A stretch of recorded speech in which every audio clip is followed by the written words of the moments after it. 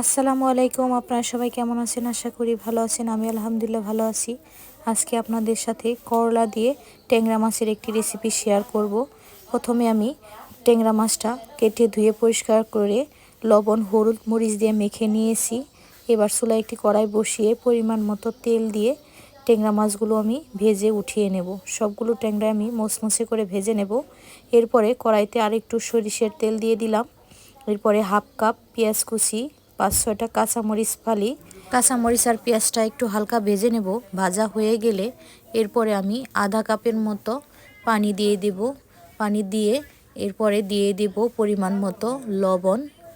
এরপরে হলুদের গুঁড়া দিয়ে দিব 1 চা চামচ, মরিচের গুঁড়া দিয়ে দিব 1 চা চামচ, ধনিয়া গুঁড়া দিয়ে দিব 1 চা চামচ, আর 1 চা চামচ আদা রসুন পেস্ট, হাফ চা চামচ জিরা পেস্ট দিয়ে মশলাটা ভালো করে কষিয়ে নেব।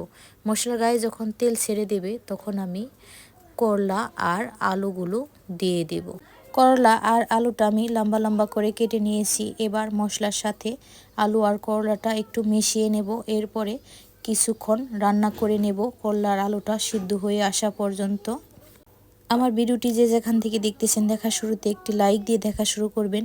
আর আমার ভিডিওগুলো যদি ভালো লাগে অবশ্যই আমার চ্যানেলটি সাবস্ক্রাইব করবেন।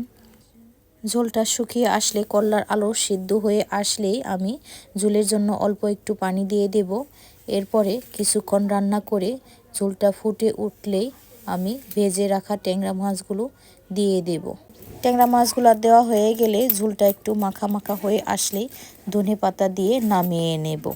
আপনারা বাসায় একবার হলেও রান্না করে খেয়ে দেখবেন। করলা আর ট্যাংরা মাছের রেসিপিটা অনেক দারুণ হয় খেতে। আল্লাহ হাফেজ।